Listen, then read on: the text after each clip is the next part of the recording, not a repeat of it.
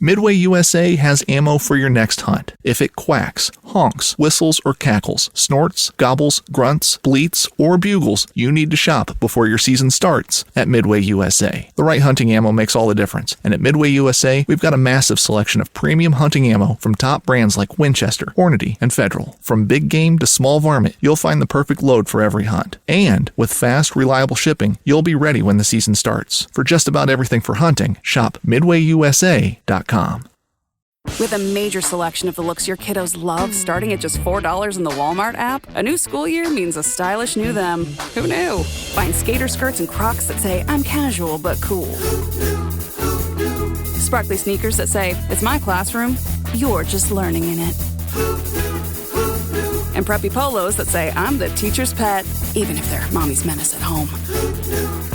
Find their favorite styles starting at just $4 in the app. The Walmart you thought you knew is now new.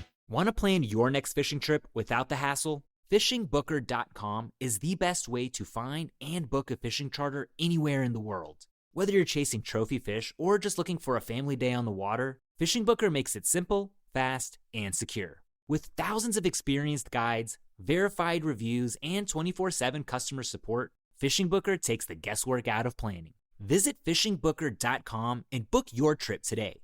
Fishing Booker. Fishing trips made easy. This is episode 308 on the drive. This is your boy East Coast Trev, and I'm joined with the Madman himself. What's up, Madman? Dude, you just missed a great opportunity to say 308, not 300. 308, huh? That's the caliber you shoot, is a 308. You love your 308, huh? 165 grain. Nasty. That core lock? You put the core lock to him or what, bub? Never. Never. Never shot a core lock. Hell no. I think the old 30-30 Marlin 336C, I think it shot some core locks in its day, I guess. But I think old Marlin 336 core lock was made for that gun. I think that they were made together. The conveyor belt lines, one went the rifle, one went the core locks. Yeah. Man. They have a little love relationship there. Yeah. Dude, we're sitting pretty here. We're like 10 days to opening day of season. You got anything like tied up to the trees yet, or? Oh, dude, pile of squirrels. Yo, the old bushy tail season's open, kid. Don't you know? September 1st. No. Yeah, no, I mean, it's picking up for sure. No, I don't have anything like I'm super excited about, but Yeah. I got options. Are you hunting? Dude, you hunting opening day, or?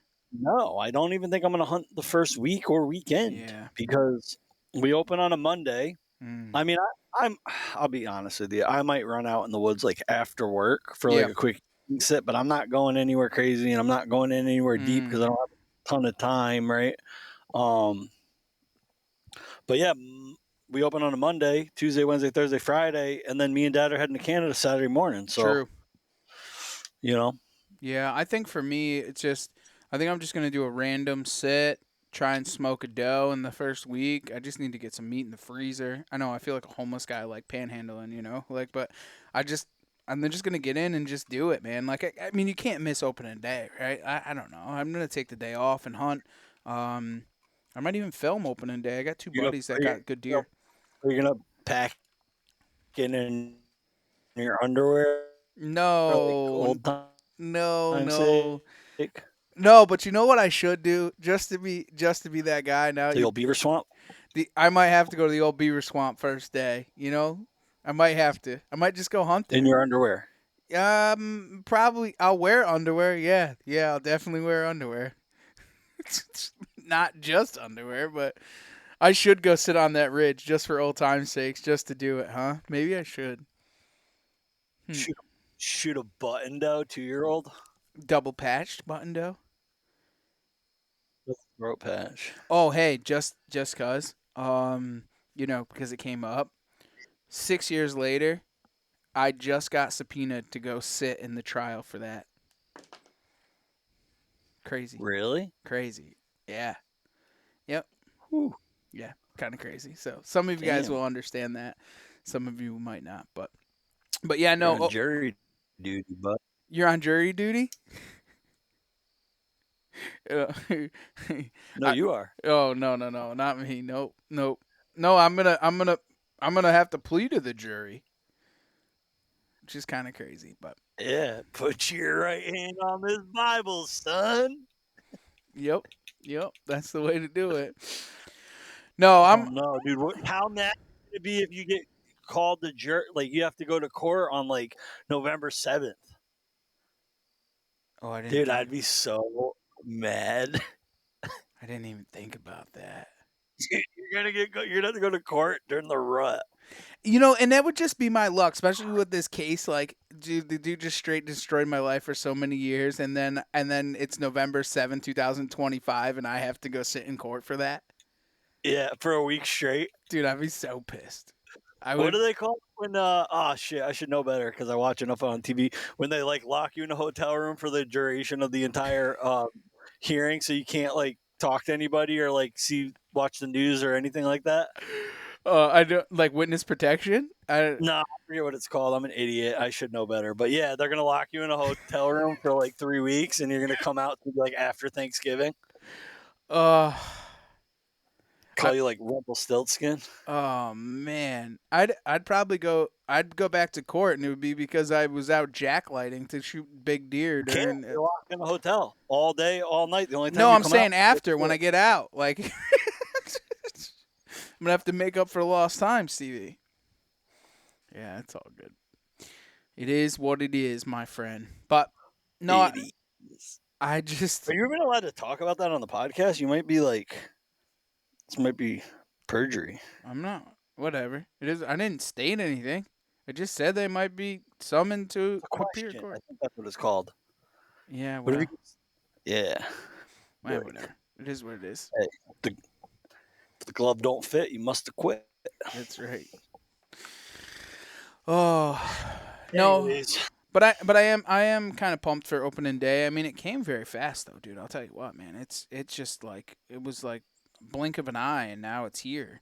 And next thing you know, it's gonna be November. Yeah.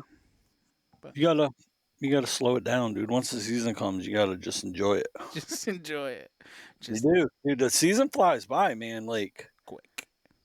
And it sucks because it's like, damn it, it's over already. Like now I gotta wait all year for another one. Yeah.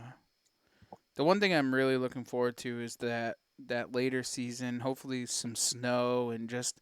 I think I just might melt into the woods and just go for a walk. It's something I haven't done in a long time. Is just go for a walk, and just go and hunt. I don't know. Yeah, I say this every year and I never do it.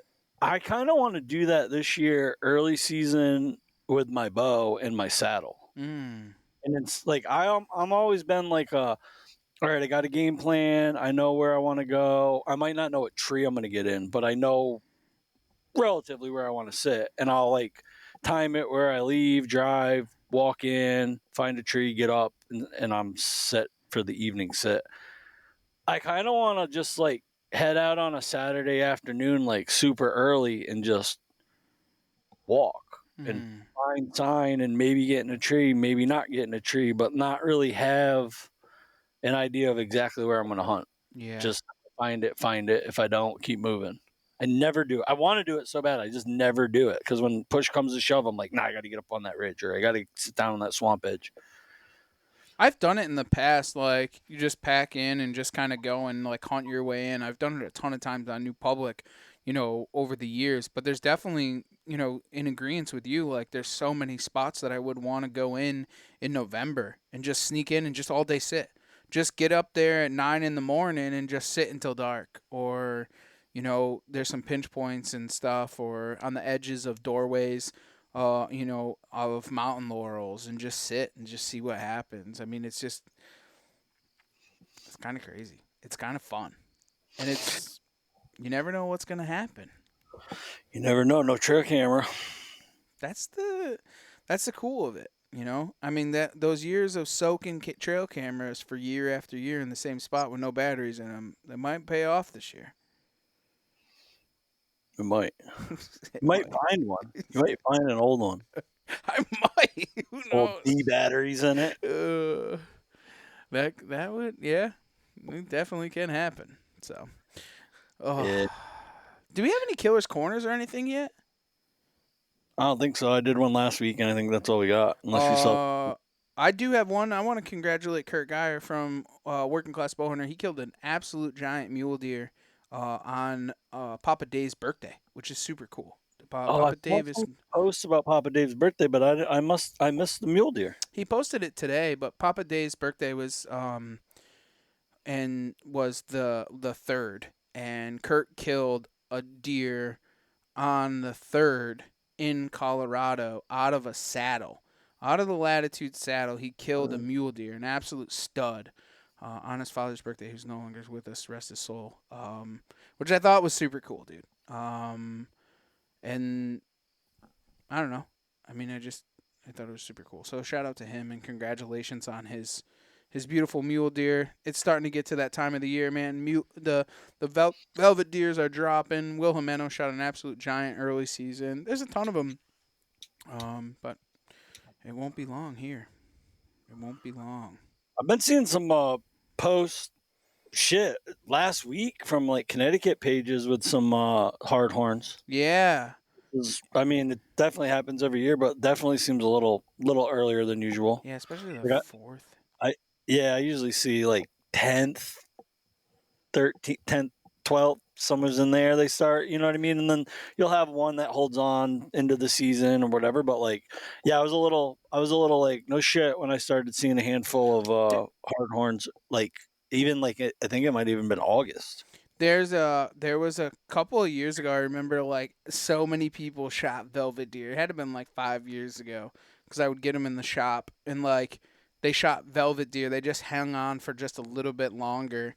And opening day came the 15th, and there was a ton of deer that got shot in velvet, which was super cool. Honestly, I would die for that, to be honest. Yeah. The only way that you're gonna get that here is if you have a crop damage permit. So, dude, I thought for sure I was gonna kill ET in velvet for sure. I think it was that year too. It was down to that week, and I remember hitting up Chris Brockett because I wanted to make sure I knew what to do to, like, I don't know, I want to make sure I don't mess it up. And that was like the jinx right there, dude. I text Chris and I was like, hey, I got this buck. He's pretty regular. There's a good chance I kill him open tonight. What do I do if he's in velvet? And he told me, and I shit you not, that deer showed up that night and it looked like the velvet was just hanging off his horns. I was like, shit. So one of the things that you definitely want to do if you do shoot a velvet deer is get that thing to the freezer as fast as you can. Cape it out and put it in the freezer. It will preserve it tenfold. And don't touch the velvet. That's one of the biggest things because the oils on your hands will disintegrate it, and you don't want the bugs to get to it because it's skin, right? And especially that late in the season. Yeah. Don't touch that hole. Do not touch any of it. Just cut the fucking head off and put it in the freezer. It's not that hard. But yeah, I think that too, and I reached out to a couple of guys, taxidermists, about doing a taxidermy podcast and the do's and don'ts of taxidermy because a lot of people just don't understand and they just did you get anybody working on it? Okay. You got a guy? Yeah, Jake. Yeah, that's who I texted. Oh, okay. Yeah. That's who I talked to. He said that he would. We just got to work out some logistics part of it. He's like, "Can I do it on my phone?" I'm like, "Yeah, just whatever." We're working back and forth. I'm trying to get it. Go with the program. I know. He's such a dingbat. His boss probably won't let him on. That's probably what it is. But no, so that's pretty cool. But I'm excited for this podcast that we got going on. Brian's a good friend of yours, dude, and introducing him to the podcast and having him on, super cool backstory, great talker, very fun to have on the podcast. Yeah, I had fun with this one. It was like, had no agenda. We were like kind of all over the place, but it flowed. Yeah. I mean, some of those, podcasting themselves and just having those rabbit holes to be able to dive down and have conversations, like I miss those things and not having an agenda, and just talking the talk.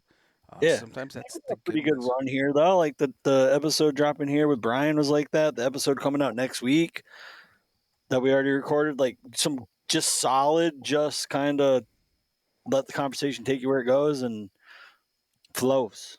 That's the best ones in my opinion, where like just enjoy it and have fun. That's why we do it, not not have that, agenda. Just enjoy the conversation.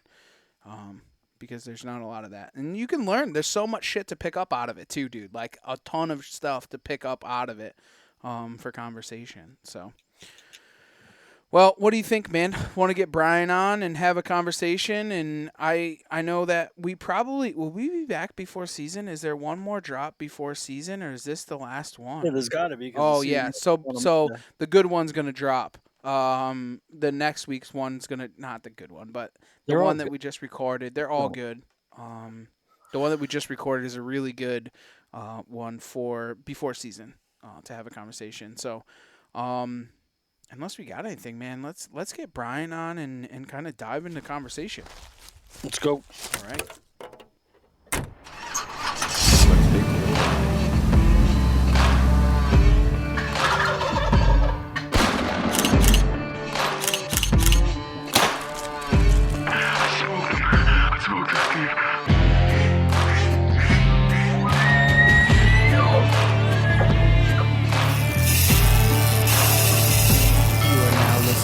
The Outdoor Drive Podcast. All right, guys, welcome back to the Outdoor Drive Podcast. We got Brian Osborn on from Stacking Wind Show Podcast. How we doing, buddy?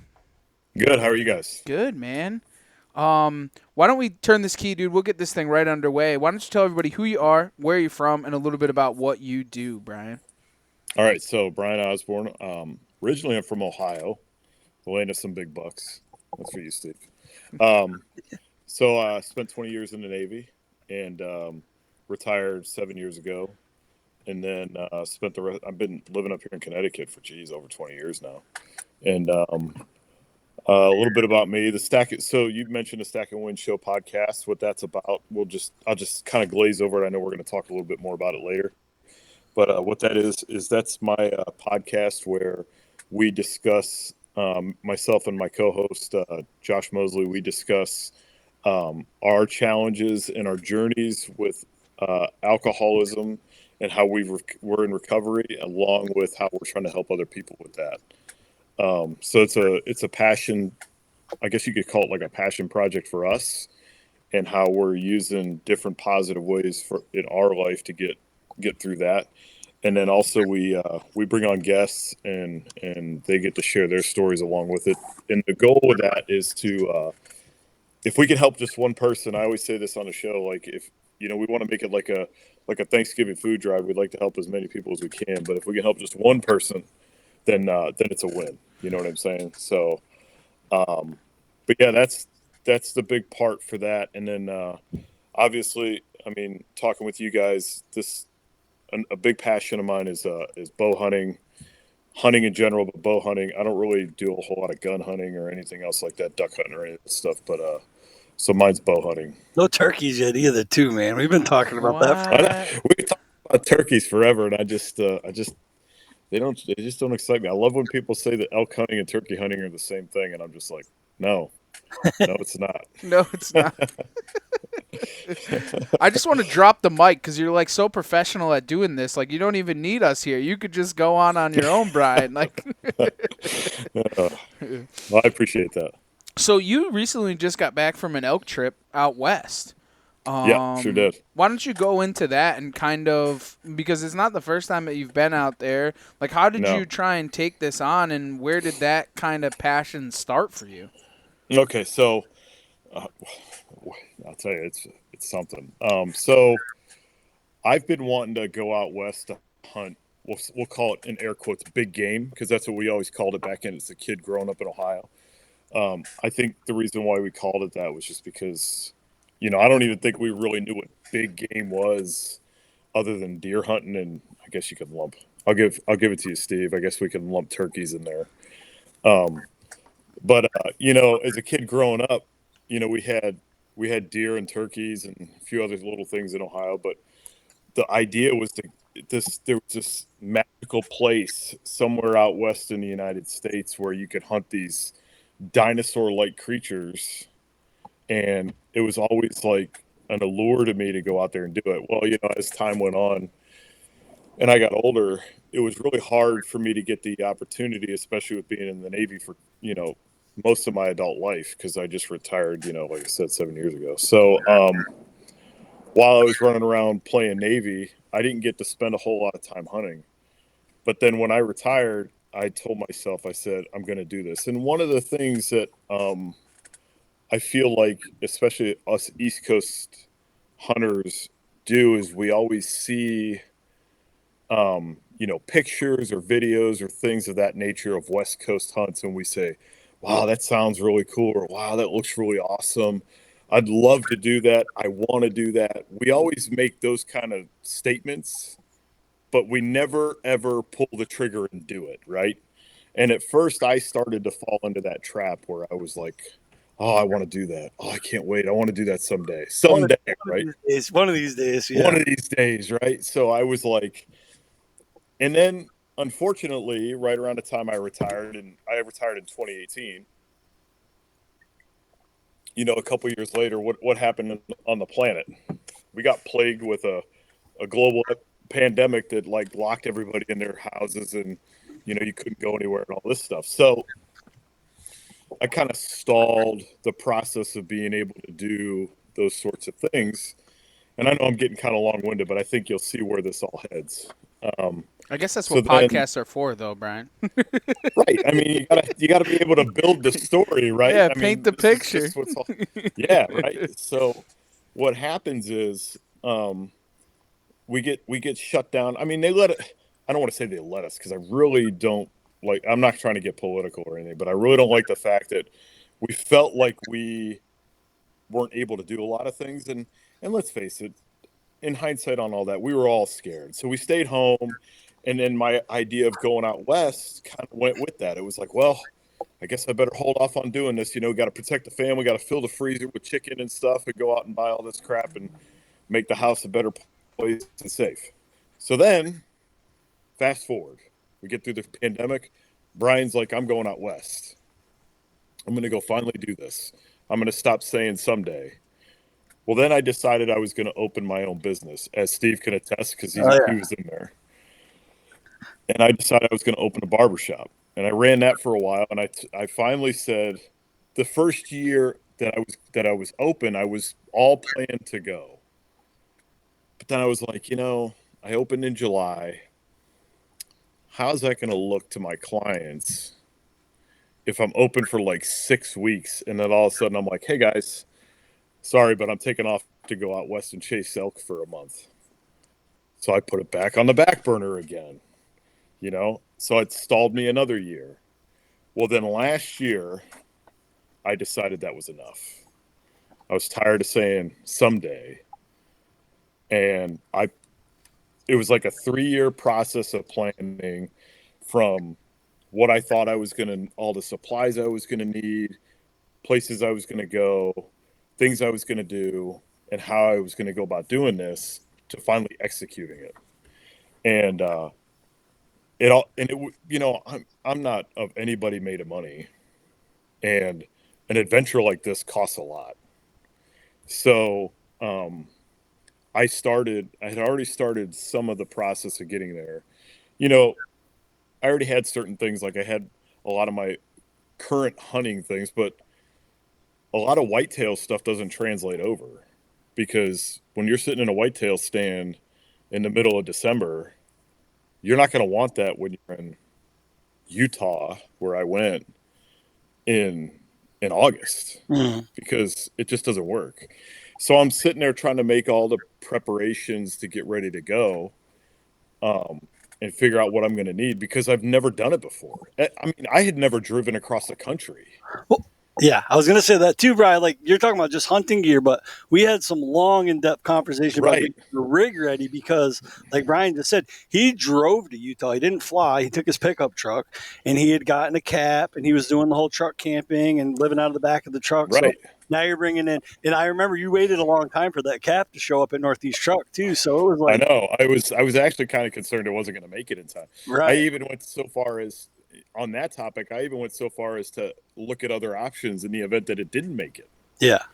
So I mean, there was a lot of things that had to line up for last year's trip to work out right, and and like I said, not being a guy that's made of money, I had to spread all these costs across the time frame that it took for me to get there. And that's a big thing. I think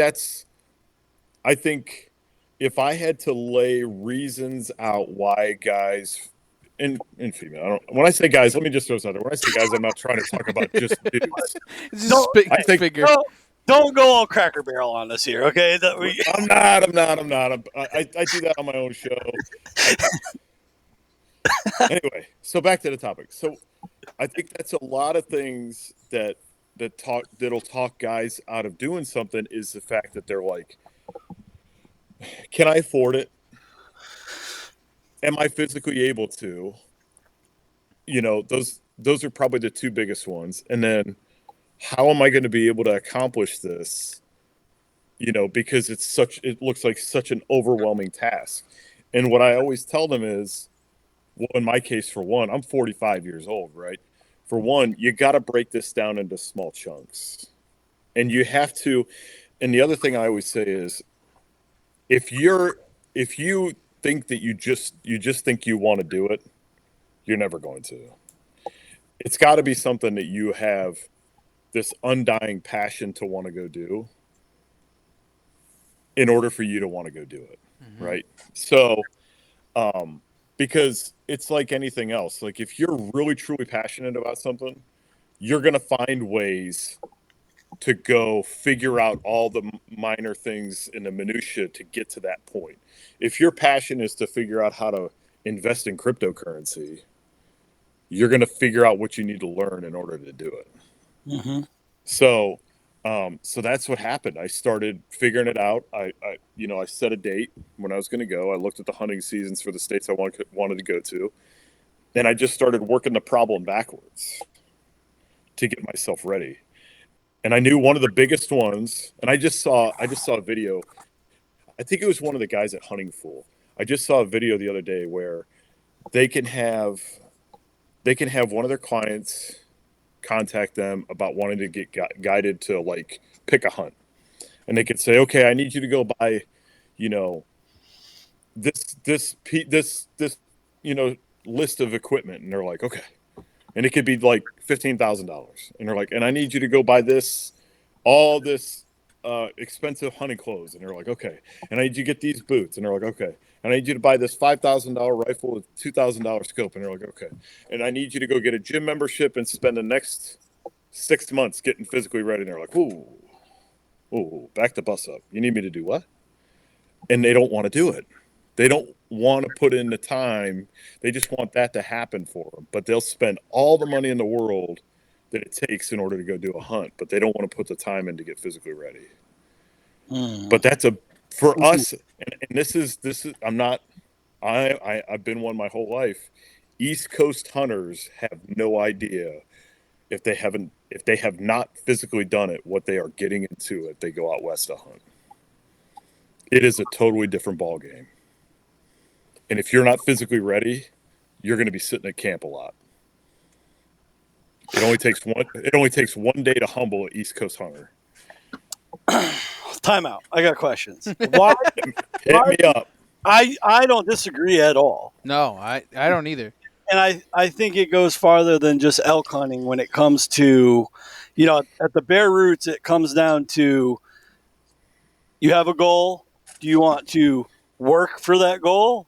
Or do you want to take the easy road, right? Like if it comes to just shooting a big buck on the East Coast in the woods, like, do you want buy the best equipment and hunt the best land, and like you want it really easy, we just like kind of climb in a tree stand and the buck comes out and you shoot it and like, ooh, look at me, I shot this giant? Or do you want to bust your ass and scout and Oh yeah.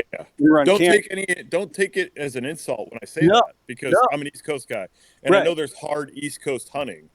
Right. I'm talking, when I say that, I'm talking the physicality that comes from when you're sitting on this mountain Yeah. and you're glassing, and it could be any animal. I'm just using elk because I just did it. Yeah. And I did it last year. And you're glassing and you look on the mountain on the other side that you're looking through that spotting scope at, and the guy so I'll tell you in a second how I ended up meeting up with the guys that I know out there.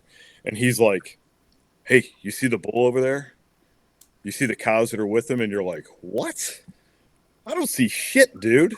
And he's like, they're right there. You see the set of aspens that look like a V, and you're like, finally you find them, and they look like two little pebbles, like barely moving on the mountainside.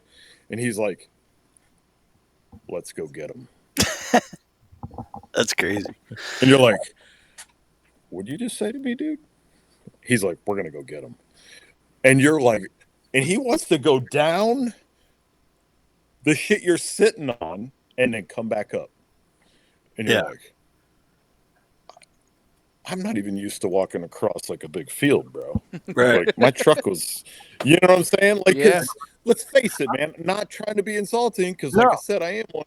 We walk like 500 yards at the most, climb a stand, shiver, and like, hey, Steve, you see anything over there? Nah, bro. Okay, cool. Hey, when's your uncle going to start sending the guys out with the rifles? Okay, cool. Listen, dude, I'm freezing. You got any soup? You know what I'm saying? Like, I do. I think to clean that up, though, but Brian, those guys are, yeah, it's crazy. I think it goes back to like what you said before, is like, if you want to go elk hunting, you gotta fucking want it. Yeah. You can't. Oh, you got to want it. Can't just half want it, right? Those guys are just used to it. We got to want it. Right. And when it comes to the physicality side of things and putting in that work, like I was talking about, like an East Coast, like you got to want it. And It's no different than if you wanted to go crab fishing on the Bering Sea. You know what I'm saying? Like, you want to go be a crab fisherman, you got to want it. Yeah. You got to be that guy. If you want to start a podcast and you want to be a podcaster, you got to want it. Yeah. You know what I mean? If you're just doing it because it'd be really cool to have a new profile picture for your Instagram to show everybody that you like caught a crab in the Bering Sea, like it ain't happening. Like you gotta, you gotta want it, man. You gotta wake up thinking about Mm-hmm. it. For sure, 100%.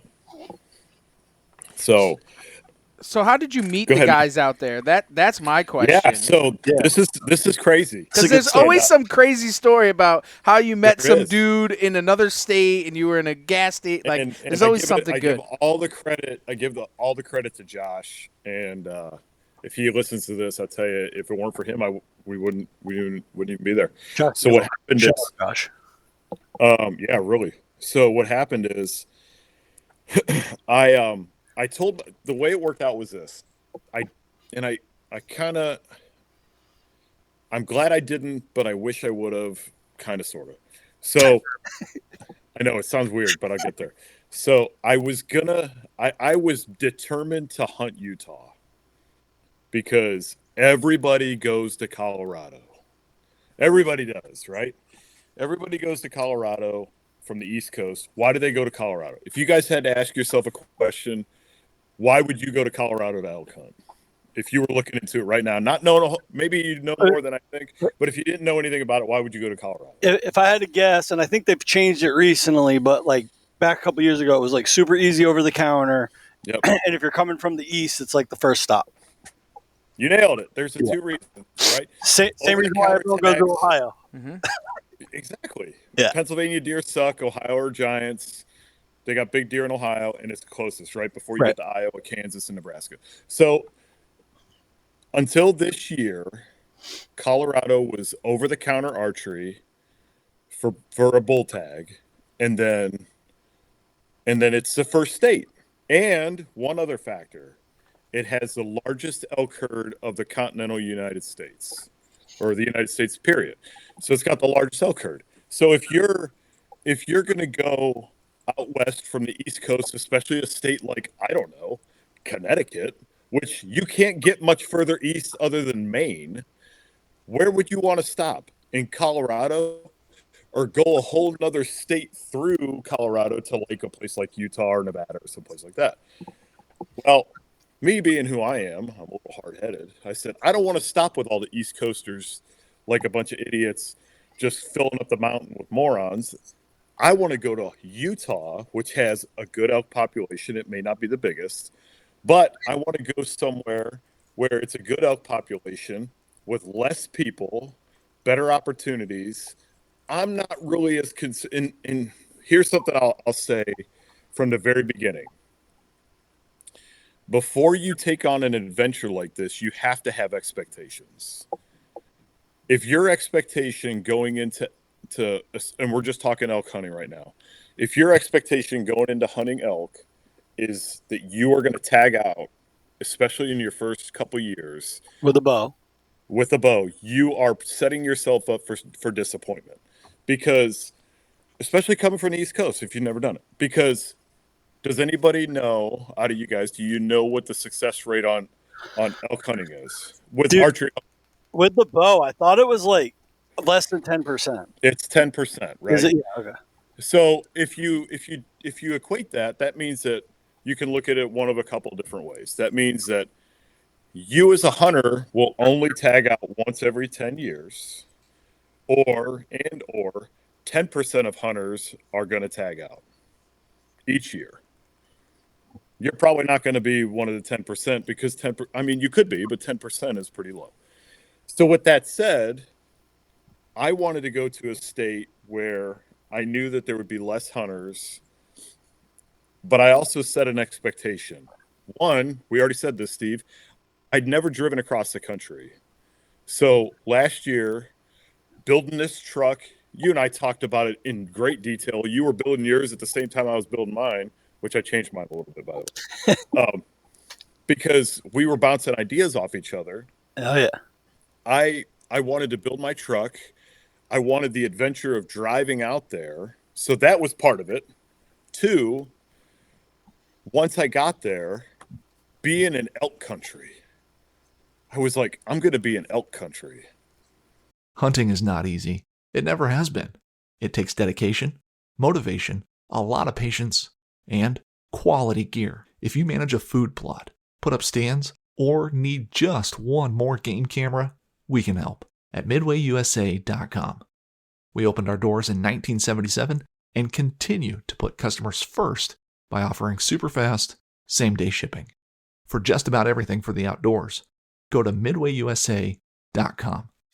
Hey, it's Paris. You know I love sparkly things, right? Like stars. Duh. And thanks to Hilton and AutoCamp, I just slept under them. Picture me, serving looks by the fire outside my luxurious Airstream, making s'mores with the kids, while a national park is our backdrop. The great outdoors meets Hilton hospitality. That's hot. Explore all the new ways to stay at Hilton.com. Hilton for the stay. Bow hunting all comes down to a moment. And in the moment, you want equipment on your bow that will get the job done. Trophy Ridge products are the tools bow hunters trust. React technology sights, rests, stabilizers, and quivers to help a bow hunter be successful in the field. And those tools are from Trophy Ridge. I don't even care if I kill one. To be walking around elk woods with a pack on my back, a bow in my hand, and smell and see these animals, I felt like I was a winner. So that I had already set my expectation. If I get to see an elk, hear one bugle, wake up in the elk woods every morning for the weeks that I'm out there, and then come home after driving across the country that I'd never seen before with my own two eyes, I was a winner. Anything more than that was extra credit. Mm-hmm. So walking into it with that expectation, anything I walked away with more than that, I was going to have extra credit. So when I came home last year and I didn't kill one, I didn't feel like I lost anything. So when people were always like, guys that aren't like you guys, fellow hunters, when they ask me, they're like, so did you get anything? And I'm like, nah. And they're like, well, what'd you do? Why didn't you get something? It's like, let's pump the brakes, Turbo. You obviously don't understand how this works. Not to mention all the East Coast stuff that I talked about, us not understanding when you first get out there and you're like looking at these mountains. You're like, where is the top of that thing? You know what I'm saying? And you're realizing you're going to have to like work to get up there. And you're going to have to work to climb all around them. And there's trees that are this big and they're laying everywhere like pickup sticks. And you got to climb over top of all of these. It makes walking on these rocks around New England like it's nothing, And then these elk walk through the woods and their lungs are like the size of gas tanks on our F-150s. And they're just like breathing like it's nothing, walking up the mountains, and you're chasing them like you actually have a chance to catch them. And on top of all those things, when they say, what do you mean you didn't get one? You're like, you're obviously not a hunter. I don't even want to talk to you. Or the first thing that they say to you is, did you catch anything? Oh, my wife. That's my wife. I'm like, what do you think? I have a net or a fishing rod? Like, it's not catching, babe. So that was last season. Well, I changed my expectation a little bit for this season because we didn't see as many last year. For some reason, the amount of elk, I think they had a 100-year rain come through last year where they were having flooding and everything else. And I think it drove the elk out of the area. This year, quite the opposite. They've had drought. They got wildfires out there. We sat 2 nights, because I think it finally got it under control. 2 mountains over from us at camp, we could see the fires burning. Wow. It was crazy. So we sat there and watched the fires burning. But the elk was so much different. Now, the unit I'm hunting was a limited entry unit. And don't worry, I didn't forget to tell you how I got there. The unit I was hunting was a limited entry unit. And so there's a whole nother challenge with understanding all the units I'll get into in a minute. In that unit, we could only have a cow spike tag unless you draw a bull tag. For us non-residents, we'd probably never draw one in our life.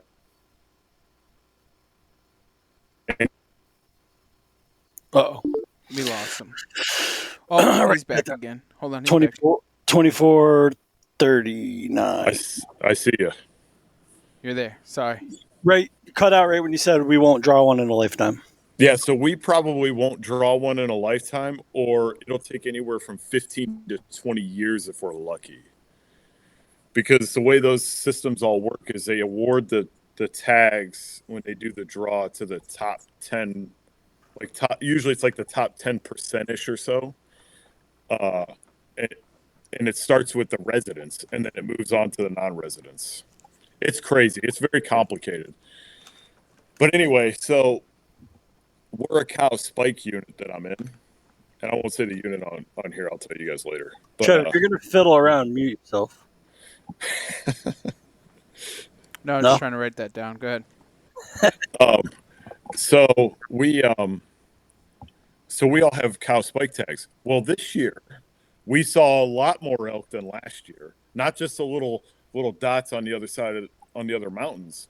We got into them. Like day one, we're going up this mountain. Me and this guy that I was with that I met out there, and we get to the top, and almost to the top, and we get down and we're like, oh shit, right there, dude.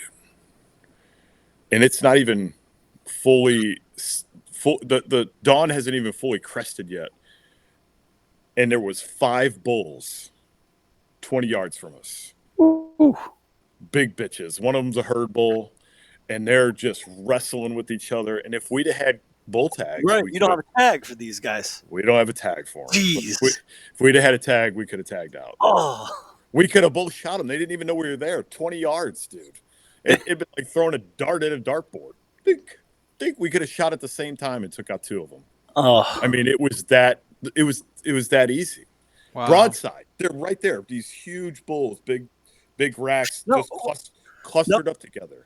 Correct me if I'm wrong, though, Brian. Where you are, especially in Utah, Because the bull tag, like it might be easy to get a cow tag or a spike tag, but because the bull tags are so hard to get, isn't there a high population of trophy bulls in that area because there's not as many getting harvested every year? So that's the plan for those limited entry units is to let the bulls grow to get bigger. Because and it does end up turning out that way, but you got to work for them. There, I mean, we were at some pretty hefty elevations to get to those bulls, and a lot of people don't want to work to get up there. And then later on, like the next day, day after, it doesn't matter. We saw 4 more bulls the same day, grouped up 2 together, 2 bachelors running together, and we looked over. There they were, 30, 40 yards away, didn't even see us, and all of a sudden they heard us, and they went off, took off running, and you could hear their antlers clanking off trees and stuff. Sounds like hollow sticks hitting off trees. Just big son of a bitches running by. And then we saw later on, we saw 2 more running, different area. But we don't have bull tags. So we saw more bulls this year than we did cows and spikes. At one point, I had an opportunity on an elk. Me and this guy, his name's Clint, was walking, and we were going together. He was just a little bit ahead of me, and he kept going. He didn't hear it. And elk kind of sounded like a cow. Like, I mean, they're basically very similar in their anatomy, even though they're an ungulate. They sound like a cow, and it was like almost like a horse galloping, right? And I heard it, and I was like, what the? So I just stopped. I just knocked an arrow, and I just slowly took some steps backwards, and I'm looking, and it's very brushy where we're at, thick, brushy environment. And I got my release on there, and I'm holding it. And I take out my rangefinder. I'm just ready. You know, if it ends up being a mule deer, it's a mule deer, but I doubted it. Just sounded too heavy. So it's evening, sun's going down behind me, and I look over, and right in front of me, I could see its black body breaking through some of the holes in the trees. So now I know it's an elk. So I'm like, I ranged like one of the trees in front of it. But, I mean, the elk vitals are massive, dude. They're just massive. Until you see one in person, you're a deer hunter, you're just unreal how much bigger it is. And so I finally get a spot where I can range it. I hit it, and it's like 40 yards. I'm like, this is cake. So I pull back, and I'm holding, and I'm waiting. There's this open spot coming where it's walking, and I can see it's headed that way. But I can't see its head. So remember, I don't have a bull tag. And it has to be a spike. And their spike definition is it can be kind of convoluted. So it can't be above the ear. So there was a guy that shot a spike a couple of years ago where it was one up, the second one went up, and then the branch came out below the ear, never branched off the 2 spikes. It had a whole rack, like 6 points. It was crazy. I mean, I would have mounted it. But it was, by definition, it's the spike? Because it's below the ear. Because the two main beams didn't have any branches. All the rest of it came off. It didn't come off the main beams. Wow. It was crazy looking. I'll see if I can find a picture. I'll send it to you. But so I'm sitting there waiting, and I'm holding back on it, and it comes into view, and I can see its head and face, and I can see it's got antlers, but I can't tell what, because the sun is hitting it right in the face. And it's looking at me, but it can't see me because its eyes are just filled with sunlight. And I'm like, I'm hitting right on the vital. I'm looking right at the vitals. And then all of a sudden, it turns its head, and he's got two points on the top of both sides. I'm like, oh, this is devastating. So I just let him turn his head, and he started walking away, and I let my bow down, and I just caught back up with Clint. I was like, this sucks. That's tough. Oh, it was terrible. Yeah, it was terrible. Got you pumped, though. Oh, yeah, I was ready. Yeah. On the first day, we went up to the day we saw the 5 bulls together. We went up. I thought I was going to be out. Anybody listening that's a bow hunter or hears this, here's a key for you. Now this year, Steve, I didn't drive. I flew. Okay. Yep. Because last year I went. My daughter's birthday falls on August 22nd, which is smack dab in the middle of their bow season. Which I have a whole thought on Utah's bow season. I'm not a fan of it. But let me just hit on one thing before we get way too off topic. The way I ended up getting out there was I'm on Utah's elk hunting web page on Facebook or something like that. And because I didn't want to go to Colorado, I told you the reason behind all that. I went to Utah's page and I said, "Hey, how's it going? I put in for the limited entry draw for a bull tag." And I'll caution anybody. A lot of times these pages, people are just complete jerks on there, right? So I said, I don't need the smart ass comments because I'm just going to warn you that I probably have a lot more experience being an asshole than you do, just from being in the Navy. So all I'm looking for is some advice. If you don't want to give it to me, just keep your comments to yourself. I said, here's what I'm asking. I said, if you can just point me in some sort of direction, if I don't get drawn for the limited entry, I'm coming to Utah to hunt. I've never been there. I don't even think I said I was retired from the Navy. And I said, I'm just looking for some advice. And this guy Josh reaches out to me and he says, "Hey man," he sends me a message. He says, PM said, he says, "If you want to come hunt with me and my friend Clint, you'll be more than welcome. Anything we can do to help a veteran, we'd love to have you come out." And I'm like, is this dude like some serial killer or something? Yeah, here we go. Good thing I'm not afraid to carry a gun with me. So I was like, really? Like, yeah, man. Clint did the same thing for me like 8 years ago. I was doing the same thing you're doing. And Clint offered for me to come up and hunt with him. And I've had a great time. Clint's an awesome dude. I was like, what? No, it doesn't work out like this for me. Well, sure shit, man. I went out there and met him. And, dude, two of the coolest guys I've ever met in my life. Like, super open arms. Clint's great. Josh is awesome. And lasting friendship from the two of them. And met a couple other guys while we were out there, Bobby and some other dudes. And, yeah, it's really awesome. And it just worked out, man. They opened up their arms to us. There is good things that come out of those Facebook groups. I know that they're hard to find and it's tough, and a lot of us, like good people in quotation marks, are kind of hidden in some of those groups, but we still troll and watch those things, like yeah. And like Steve said last week on the podcast, or this week on the podcast, the one that comes out tomorrow, like we just don't comment anymore. You just do the same thing Josh did and just message them on the side, man. I don't need anybody's stupid comments. I don't need your wise ass stuff. I do the same thing all the time. I do the same thing. I'm just like less likely to comment, more likely to send a message because it's just easier than dealing with the bullshit. Because you comment, try to help somebody, and the next thing you know, you get 50 comments of people bashing you for whatever you said, and you're like, "Whoa, dude, pump the brakes, man!" I'm trying to help this guy. Who the fuck are you? Like, why are you in this? I didn't even ask for your opinion. Right? Yeah, it's wild, dude. It's nuts, but it's not even worth using your energy on them. Moral of the story is, good things do come from those Facebook pages that usually come from a private message. Yeah, right. And it worked out. And I mean, these guys are great, and we'll hunt with them as long as I'm able to do it.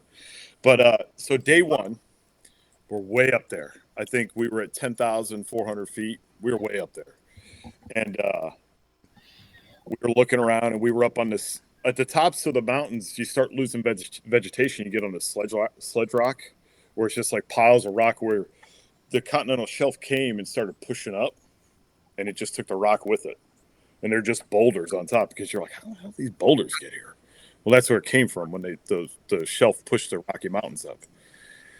Well, we were coming down, and I found out I got a torn meniscus in my knee. So my knee it's been a little bit unstable. And I was coming down, and I I didn't have one of my trekking poles with me. I was using my stabilizer as like to help balance me on some of the really steep parts that come down.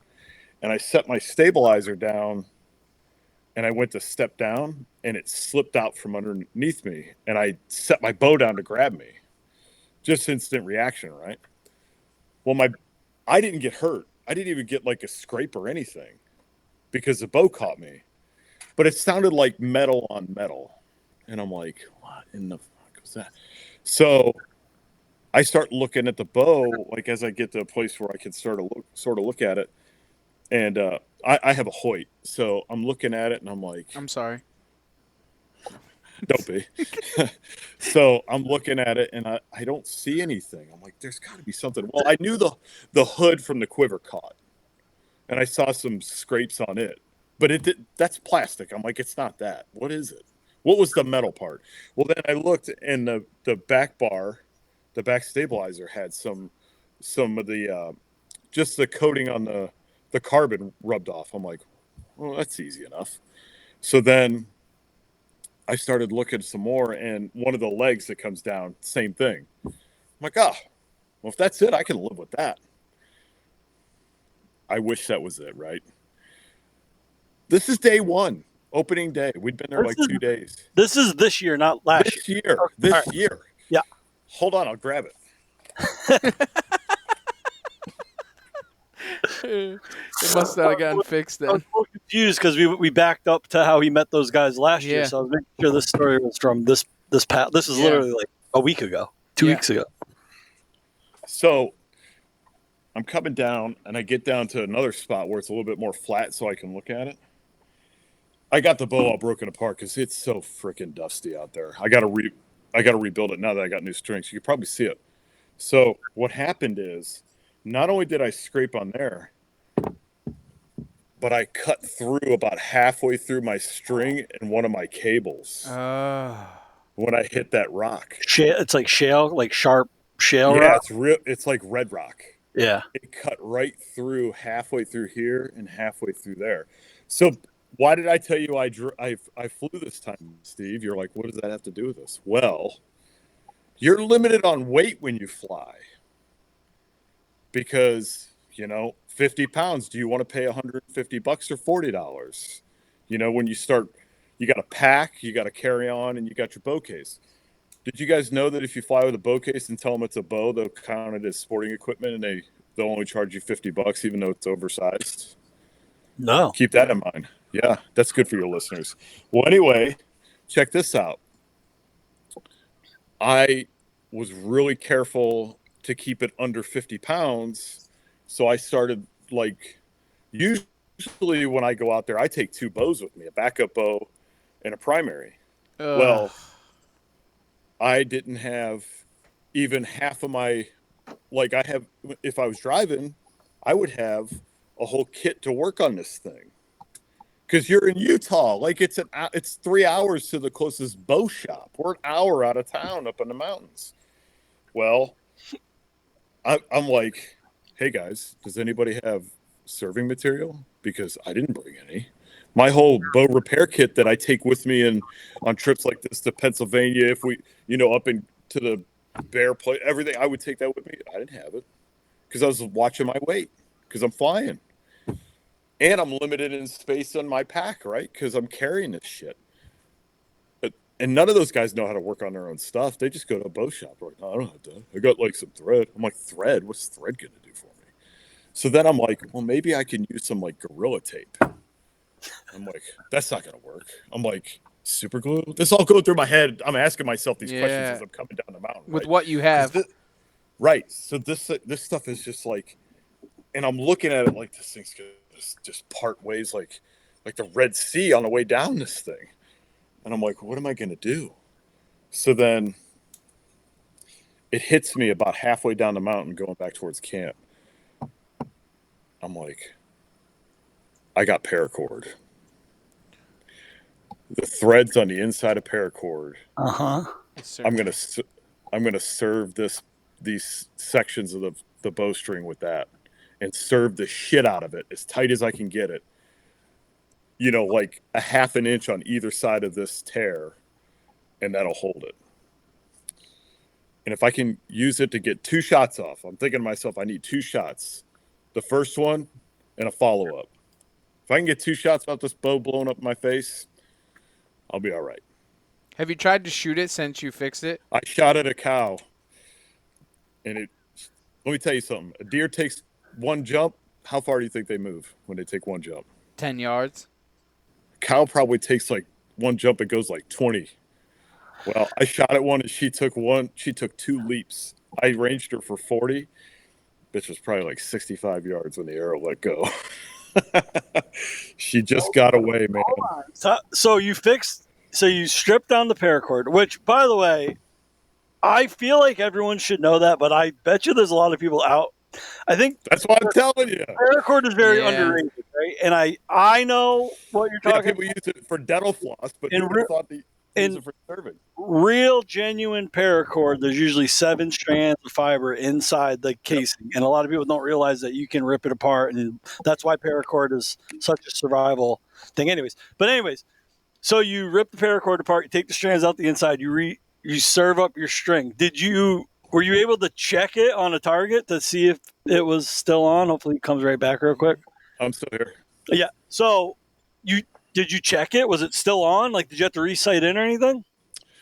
So I didn't want to take the chance and have this thing like. That's what I was thinking. He said 2 shots. Nothing else was wrong with it because it didn't like stretch it, or I checked all that stuff. Because as you know, Steve, I work on all my own stuff. I build my own bows and everything.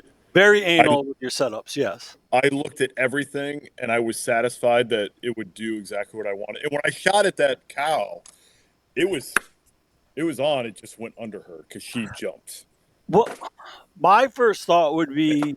And I'm shooting fixed broadheads. If anything, if it was going to change anything... So you had to reserve your string and your cable?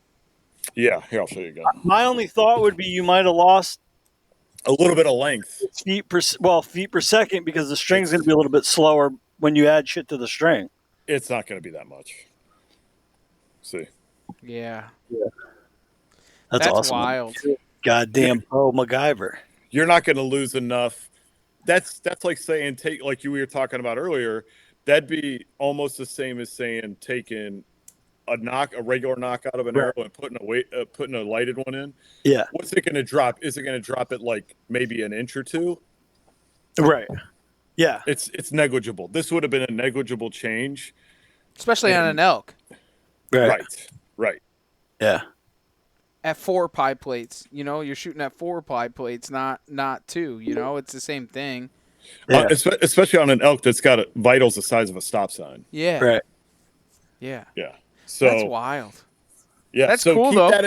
Keep that in mind. Paracord. If you don't, just take serving material, people. Take serving material and beeswax.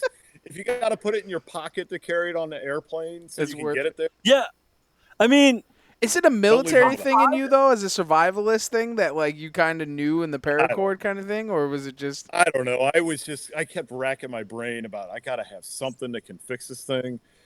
And then the paracord hit me because I always bring that. Yeah, I got my truck. I got it here. I got it everywhere. And then I was like, the paracord. I probably shouldn't say this on air because this could be $1 million idea here. But you know how they have paracord now, where when you take it apart, like one of the fibers is like a fire tinder, or one of them's like a fishing line and shit like that. We need to come out with a paracord that one of the fibers on the inside serving material. Yeah. Another thing. This is 2 years now. This has happened to me while we're talking about bow maintenance. All your stuff. So 2 things have happened to me. 3 things, really. So when we drive around out there, we ride around in side-by-sides that those guys own. All the roads are like, you might as well be running on like washboards. Everything comes loose. Uh-huh. Everything. Just blue Loctite your shit. Your stabilizers.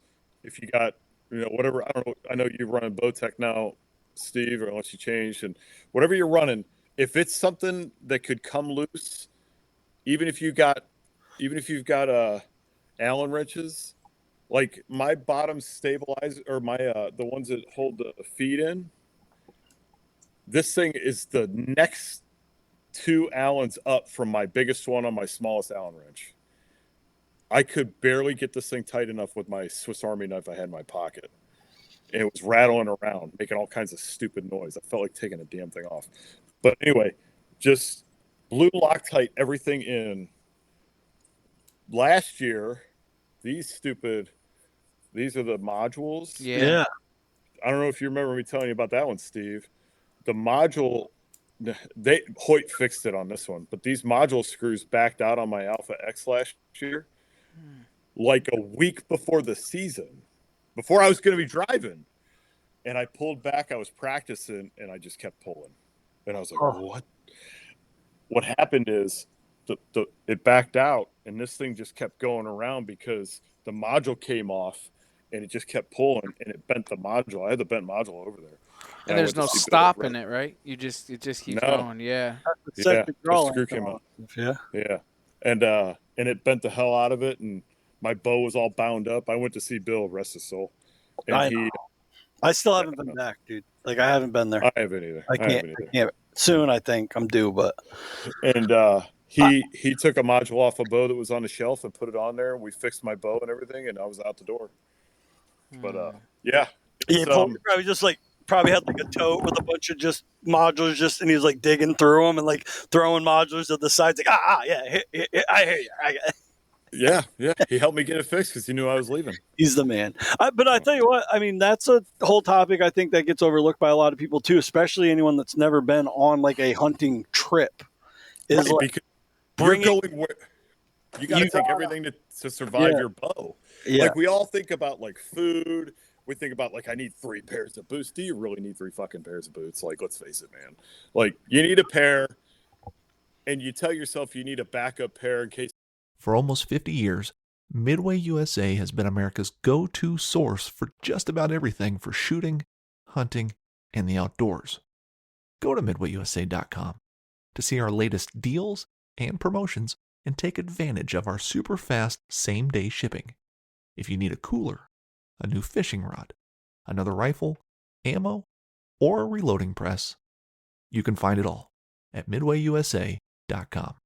Thanks for your business. Midway USA brand product designers have one straightforward goal: develop high-quality, technically sound products and deliver them to customers at reasonable prices. If you are immersed in the shooting sports industry and pay close attention to every single detail, you know our products are built right and stand up to everyday use. Who has shooting mats and range bag systems to hunting clothing and just about everything for the outdoors? Log on and shop 24/7 with super fast shipping. MidwayUSA.com. Join us at a Friends of NRA event where freedom, fun, and firearms come together like nowhere else. With more than 600 events held across the country, there's always one happening near you. From exciting games to exclusive auctions featuring one-of-a-kind firearms and gear you won't find anywhere else. Whether you're a lifelong hunter, a competitive shooter, or simply passionate about defending freedom, there is a seat for you. Visit friendsofnra.org to find an event near you and get ready for a night you won't forget. To get wet, and then you're like, well, I need a pair in case those get wet and the other ones get wet, and if it's raining, and then like if I step in, no, you don't. Just bring extra socks. Extra socks, yeah. You need extra socks and a way to dry them. You know how you're going to dry them? You're going to dry them next to the fire. And if you can't burn a fire like we couldn't this year, you probably don't need extra boots because there's no water. There's no There's no water. Yeah. Really, the moral of the story is, don't plan for your fears, plan for what you really need. Because a lot of people plan for their fears. They bring like 17 flashlights, 47 knives, 87 different ways to make fire. It's extra shoelaces when they could have just used paracord. Right. And all that stuff is just more weight and junk you don't need. Mm-hmm. You don't need to have 6 cans of bear spray in black bear country. You know what I'm saying? Like, if you want to bring a can of bear spray, bring a can of bear spray. Like, you don't need all this extra stuff. And I'm totally getting off topic, but it's okay. That's cool. That's more in the lines of like how to prepare for especially a big trip like this. Like, right. Don't plan for your fears. A lot of people are afraid of the dark. More than you expect. A lot of people are afraid of the dark. Yeah. more. It gets dark. The headlamps come on. They look like a semi truck going down the road, and they are walking faster than they do in Times Square. Yeah. It's like, what are you afraid of, man? Do you not know where you're going? Like Onyx, figure it out. And I'll tell you, that was a big. Not being afraid of dark. I'm not afraid of dark, but it was a big adjustment for me, trusting navigation, because it's one thing around here going somewhere, because you're just a house away. If you get like lost, you go to someone's house, like, hey, where the hell am I? Oh, you're on such and such road. Oh, cool, thanks, appreciate it. Out there, you get lost in them woods, there's no houses. Well, you know Well, a lot of people forget the fact of a lot of people don't know how to use compasses. Like that is not a normal thing for a lot of people. Like, yeah, they're outdoorsmen and stuff, but don't know how to use a compass, which blows my mind. And that's like one-on-one woodsmanship, but yeah, it's a lost skill. Super lost skill. Yeah. They just look at their GPS. Talking about that earlier today. Like, that's one of the things I always keep in my bino harness is a compass. And a backup one, right? You always have a backup one too. No. No? I have one compass. I don't plan for that fear. Oh. I think who the hell was who was it? Joe from Adirondack Chalkers talk about carrying two compasses, and it's not a backup.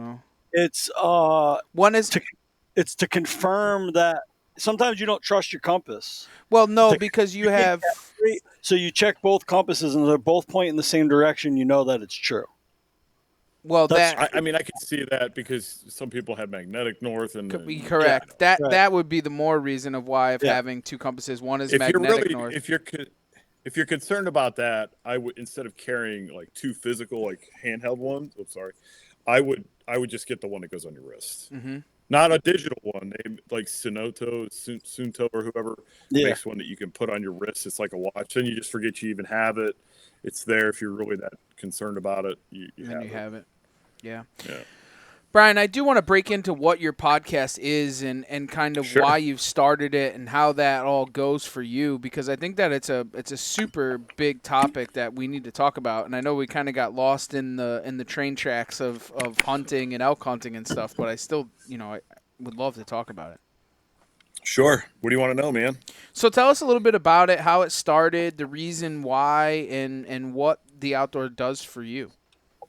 All right. So the way it started, for those that don't know, I've been sober for, April, it was 2 years. So, you can do the math on that one. I struggled with alcohol for a better part of 25 years and, different varying phases of it as far as like the severity of alcoholism. And, what pushed me to finally decide enough was enough is I've talked about it on my podcast. I'll give a glazed over kind of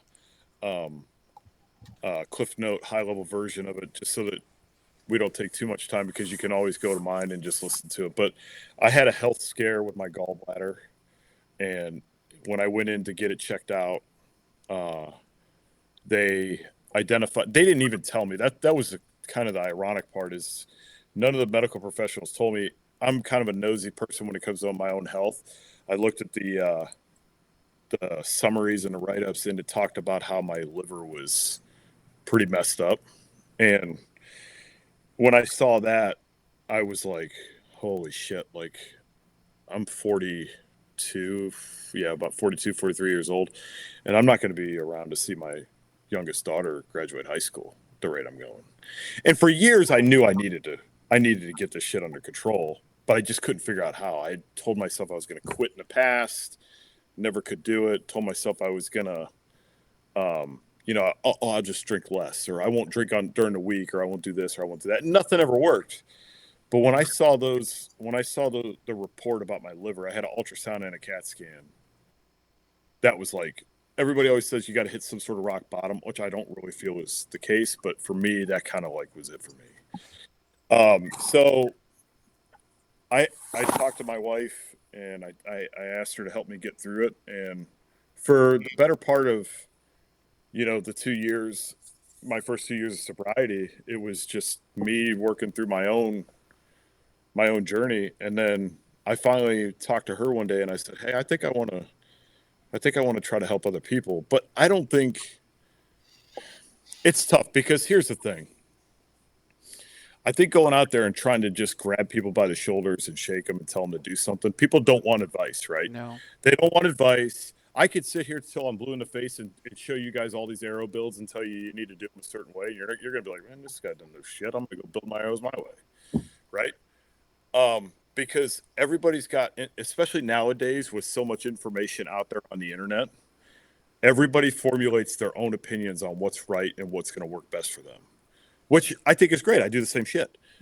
But at the same time, because there's an avenue for us to put information out and be one of those places for people to get information, I felt like there was a way for me to be able to do it in a fashion that could touch other people. And if I could get one person to listen to it and say, you know, I can relate to that.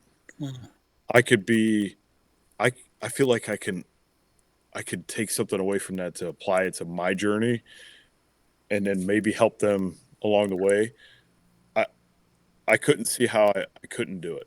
So I talked to her. I told her what I wanted to do. I had a really close friend of mine who'd been sober longer than I was. I think he's been 5 years now. And I said, hey, here's my plan. Here's what I'm thinking. Would you want to be a part of it? And he was totally on board.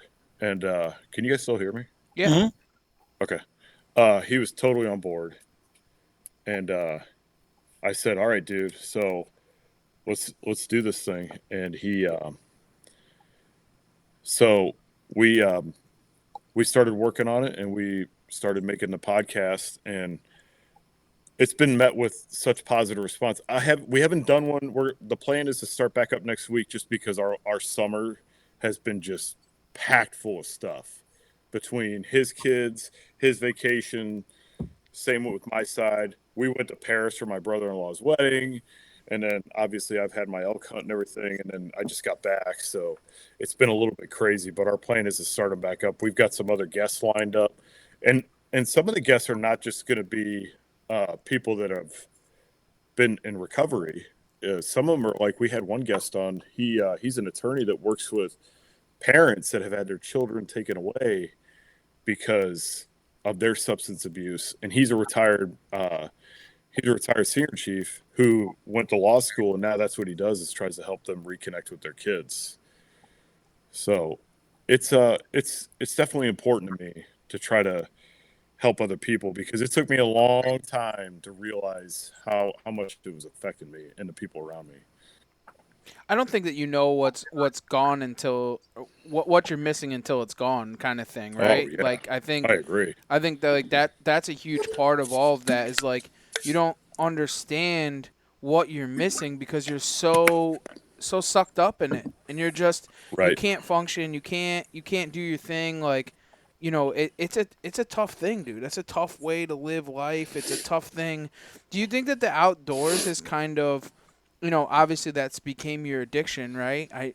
Obviously, or bow building anyways. And do you think that has kind of played a part in it, like an easier step to? Oh yeah, I think the outdoors is like my therapy in a way, because and I think the reason why elk hunting has worked for me, where I think it's so difficult for other people, back to my point earlier about the East Coast going out there, is because it's such a challenge to go do it, where it gives me the reason to go do it. Right. And what I mean by that is, like, I'm able to use that as a catalyst for me to focus on, to work towards constantly. So if you ever, you know, if you've looked at any of my stuff on Instagram or whatever, I'm always like, everything is preparing for that. And sometimes I get lazy and I don't make videos, but I'm still doing it. Like, I'm still out there running. I'm still out there working out. I'm still out there trying to be physically ready, or, you know, shooting my bow or building something down here. Or every day I'm working at something towards being ready to go elk hunt because of how challenging it is. And what that does is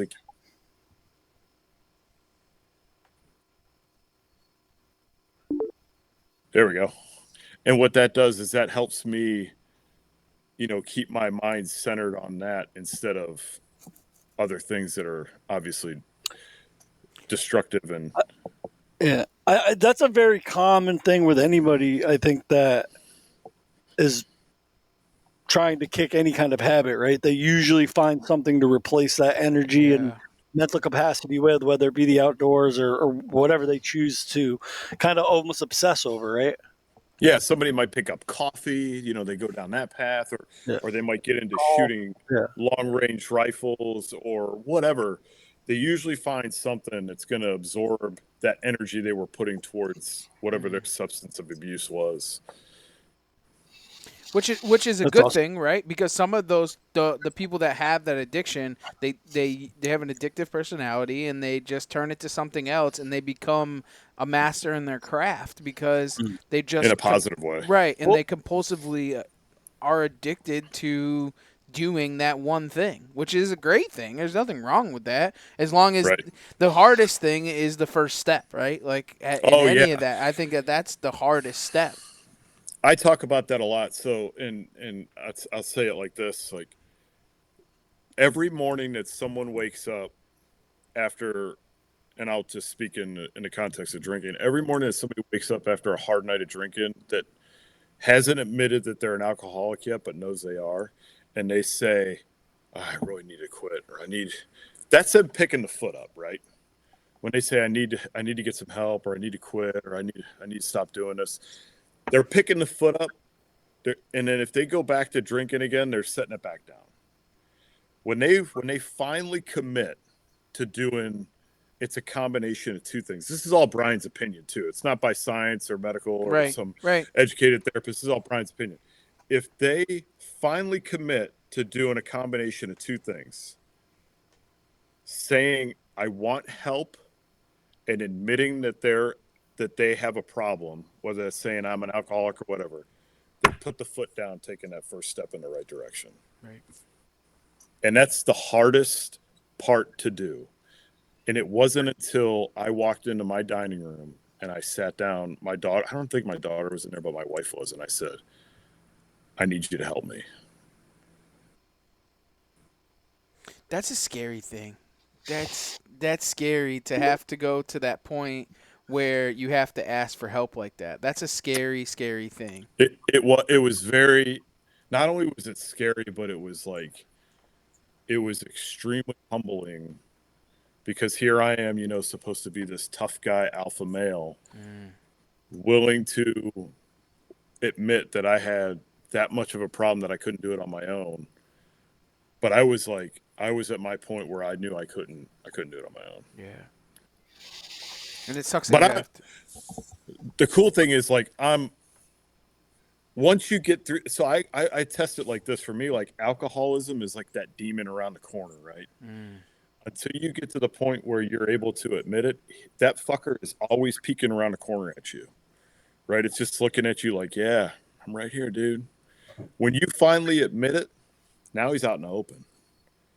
Now it's easy, right? It's like, yeah, right here's this is my buddy alcoholic. Him and I were friends. So when you go to places, like let's say all three of us were drinking buddies for years, right? And I had never admitted it. And then all of a sudden when I show up, it's Friday, we're hanging out just like we always did. And you guys are like, hey man, come on over, dude. We're doing it. Just like every other Friday, we're doing shots or whatever. And I'm like, nah, man, I'm good. And you guys are like, what? What's up with Brian? He's usually the one pouring them. And I'm like, nah, man, I'm not drinking tonight. I'm not drinking. What are you driving? Nah, I'm just not drinking. Now it's weird, right? But the minute I let the demon come out from around the corner and I admit to you guys I got a problem, and he's right here out in the open, and he's standing there with me, now all of a sudden you guys are like, oh, all right, cool, dude. Yeah, that's no problem. Now the conversation's like, it's different. Mm-hmm. Now maybe people stick up for it. It's like when you two see somebody else giving me shit about not drinking, you're like, hey man, just leave him alone. He's not drinking, dude. It's not a big deal. You know what I'm saying? Yeah, because now 100%. It's out in the open. 100%. It's easier. It's easier. The hardest step's the hardest, but once it's done, the rest of the steps become easier. Yeah. I got a question to tie this all together, though, because I didn't know how long, I didn't know your time frames or whatever. So you said you've been sober, probably over 2.5 years now, right? Yeah. So we talked about timing with you always wanting to go elk hunting, your career, retiring, COVID, and all that stuff. But it sounds like you kind of got sober right around the time you really started planning this elk hunt, the first one, right? So if you had not gotten sober, do you think you ever go elk hunting? Absolutely not. There's so much in my life I wouldn't have done if I wouldn't have got sober. Elk hunting being a huge one. I would have never gone elk hunting. Right. No way. I wouldn't have done a lot of the things that I've the done. Time, the energy, the thought process, the motivation, money, the give a shit, none of it. Nope. Right. Like last year, I just did. I don't know if you guys saw it. I just did. This tough awesome. ruck. Yeah. That tough ruck. I did that up in Boston, where you walk 26.2 miles with a pack on your back. I would have never done that. Was it 35 pounds? 30? I did it with 20. I think it was 27. There's two weight classes. You got 15 and 45-pound weight class or 35-pound weight class. I was in the 15 because I knew I was going to go elk hunting and I didn't want to tear up anything. And I already had knee problems bothering me. So I did the 15, but it was like a 27. My pack weighed like 27 pounds. They're like, do you just want to go to the other one? I'm like, no, because I got food in here. I'm going to eat through the food. I'm going to drink through the water. I think I ended up at like 22 pounds at the end of it. So, just for the listeners, you basically walked a marathon. Yep. With 27 pounds on your back. Now, this is the Sunday before the Boston Marathon, right? Sunday before the Boston Marathon. In the Boston area, but it's not the actual Boston Marathon course, right? No, it's a different course, and it's just outside of the Boston, like the city of Boston. It's just outside there. Dude, it's that's awesome. Super cool. It's so awesome. I'm going to say I want to do it with you, but I don't know how bad I want to. If you say you want, you're not going to. You got to say you're going to do it. Yeah. Exactly what I'm saying. You get awarded the Boston Marathon medal. Yeah, dude, it's so awesome. Dude, I was following you through that whole thing. That's so cool. I'm doing it again. The only thing that would stop me from doing it is if they do surgery on my knee for this meniscus, and I'm physically unable. Dude, I know this podcast is like all over the place, and like we could probably record for another hour easily. What's the training like for that? Because I'm not a runner, obviously. So my training, I'll tell you, when you guys see me doing stuff, this is what I always tell people. So I got guys in my office that are kind of like the big muscle guys that are like, they just lift weights. They just want to look really big and strong. And they like drink a lot of protein and this. My training centers around endurance. Mm-hmm. Endurance for the mountains. Because if I weighed 40 pounds more, but I had like these giant biceps and a big broad chest, that's not going to help me in the mountains. No. Right? It's not going to help me. You just look good. Right. I want to be able to perform at the highest level possible. So lung capacity, legs day every day. I want to be able to do as much as I can endurance-wise. So when you say, what do you have to do training for that? You just got to put in the miles, bro.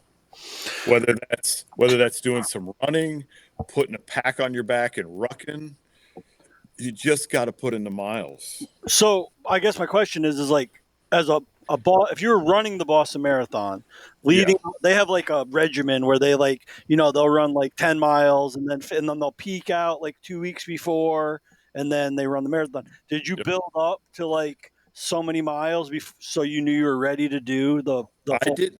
Hey guys, this is Melissa Bachman. Are you ready to stop spooking deer before it's even time to hunt them? Then you need the new Flex S Dark cellular trail camera from SpyPoint. With a no-glow flash option, long-lasting solar power, and a ton of settings that can be changed anytime through the SpyPoint app, there are no more excuses for letting your deer get wise before the season even starts. So check it out for yourself and see why the SpyPoint Flex S Dark is the unstoppable and undetectable scouting tool you need for your next hunt. At Midway USA, we put customers first. The Nitro Express shipping system is icing on the cake.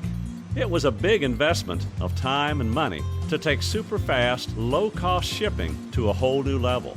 The Nitro Express helps ensure same-day shipping and low shipping cost. We hope you enjoy the Nitro Express. We built it just for you. For just about everything for the outdoors, go to MidwayUSA.com. I'm Larry Potterfield with Midway USA. Thanks for your business. This episode is brought to you by Nespresso and Samra Origins by the Weekend Coffee Collection. Introducing Samra Origins. My collaboration with Nespresso is a connection to my roots, to my mother, Samra. Coffee that hits the right notes. It transports you. Crafted with unique notes and bold, soaring flavors. Experience a taste that moves you. Nespresso and Samra Origins. Discover more at Nespresso.com.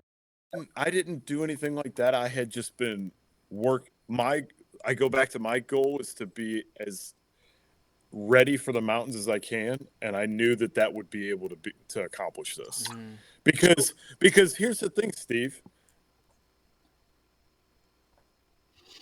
Trudy keeps cutting out, but he comes right back. Here's the biggest thing about all. Oh, I jinxed him. Yeah, are we still there? Yeah. What's the thing about it? Here's the biggest thing about all of it.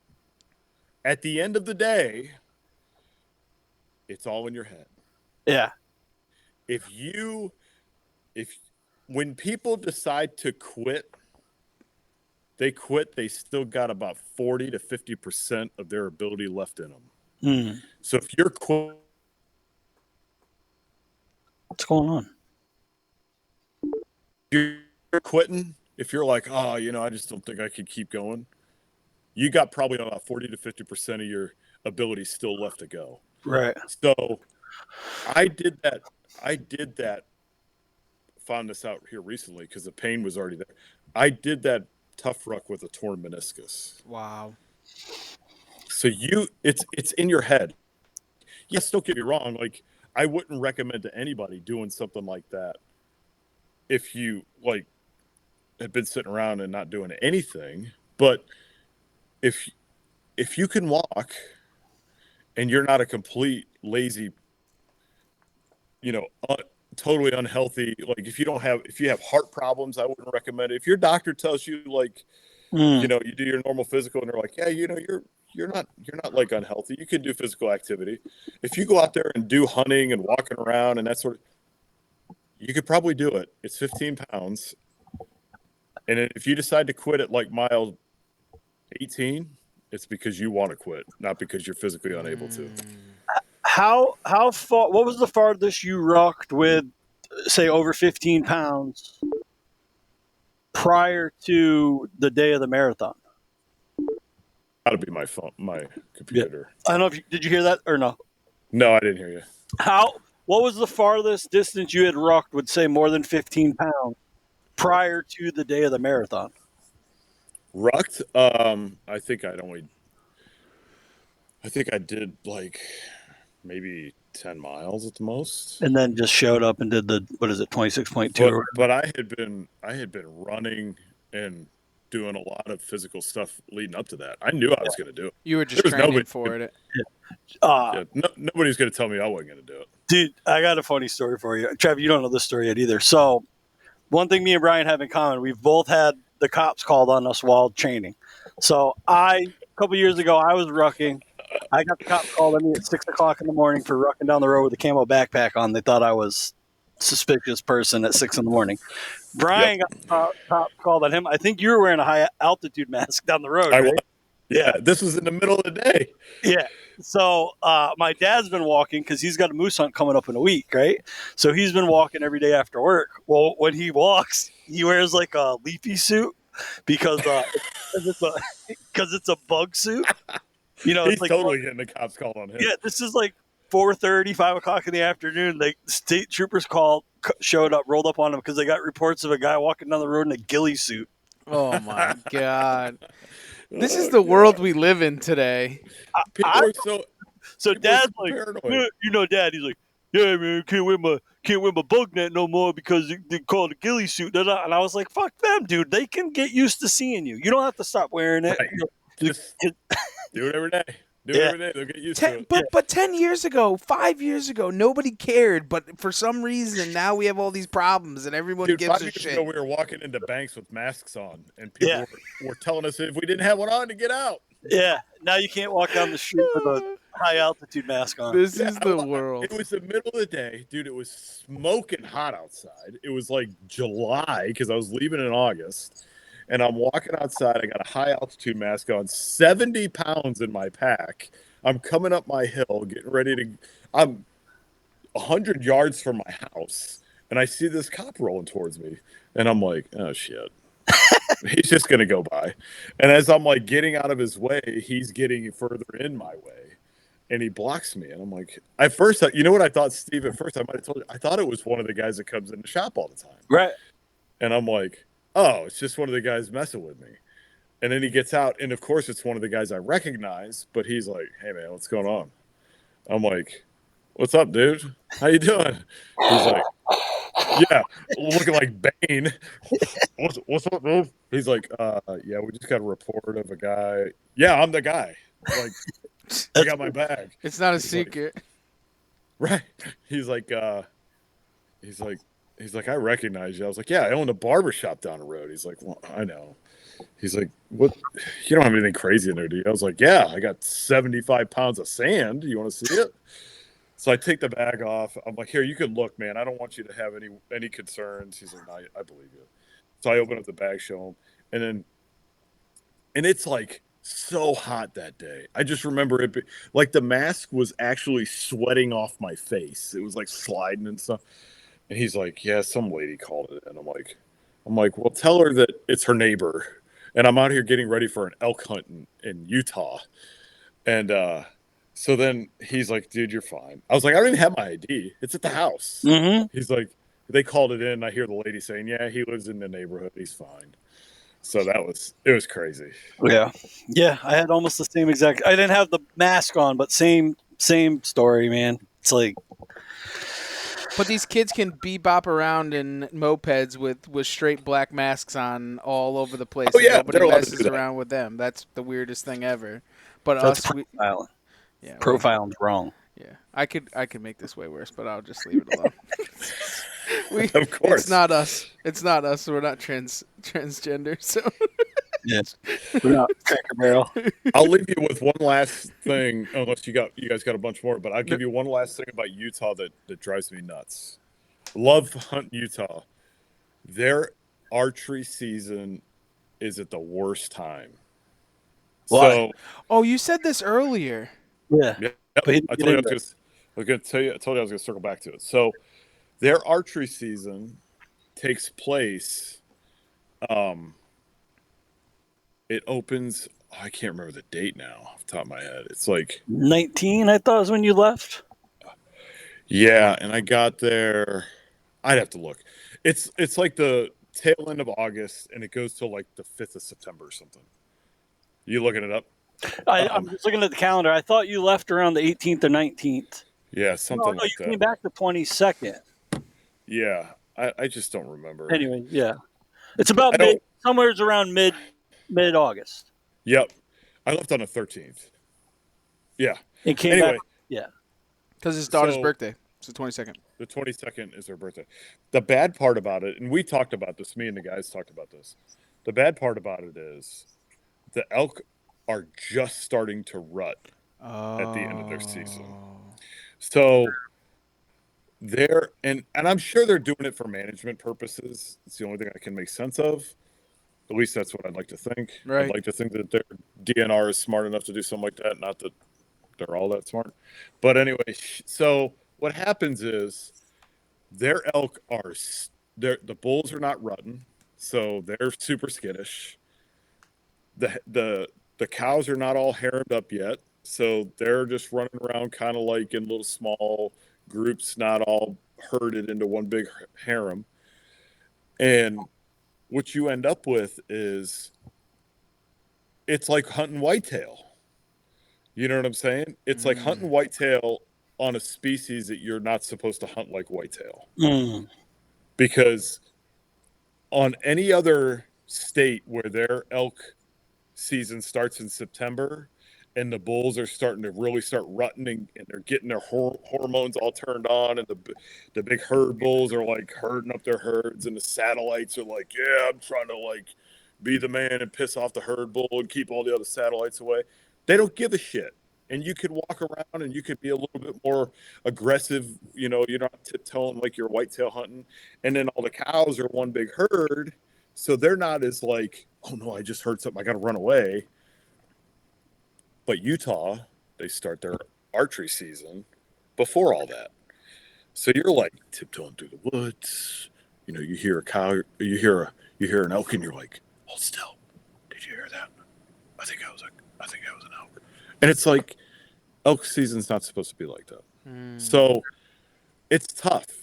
It's tough hunting elk in Utah for archery, because that's how the season lines up.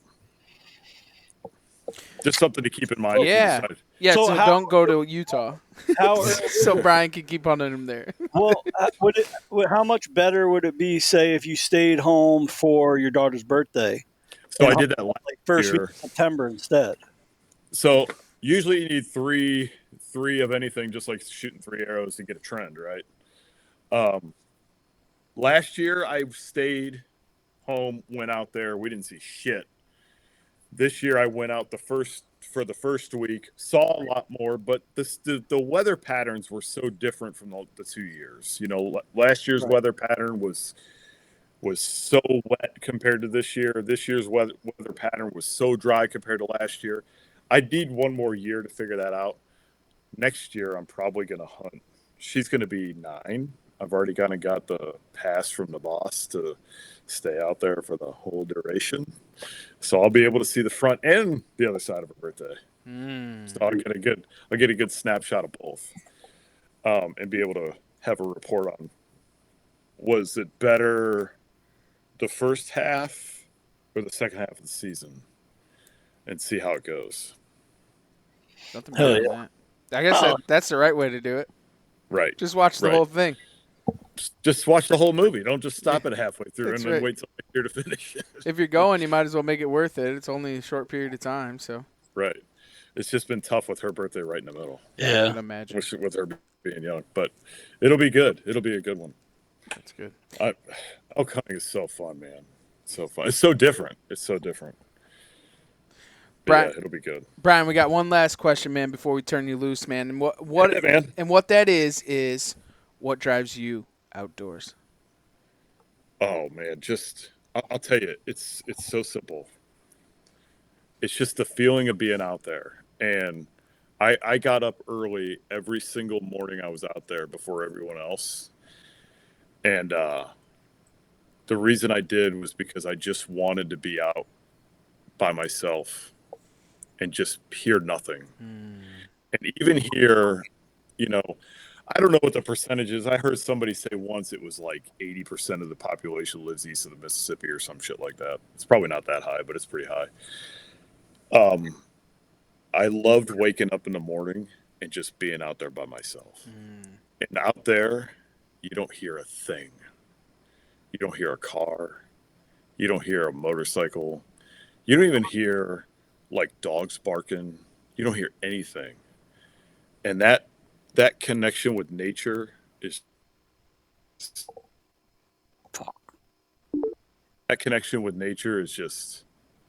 it's what it is. I mean, it's just unreal. Can you just tell everybody where they can find your podcast? Tune in to Stack and Win Show, so we have an Instagram page, Stack and Win Show podcast, and then we're gonna start back putting them out, and they're out once we get them going again. They'll be out on Fridays. Wins Show podcast YouTube channel. Fantastic. Brian, we really appreciate you jumping on, and everyone that tuned in and listened, we really appreciate it. Go and check out Brian, his podcast, all the good things he's got going on. And for everybody else, thanks for taking the ride right here on the Outdoor Drive.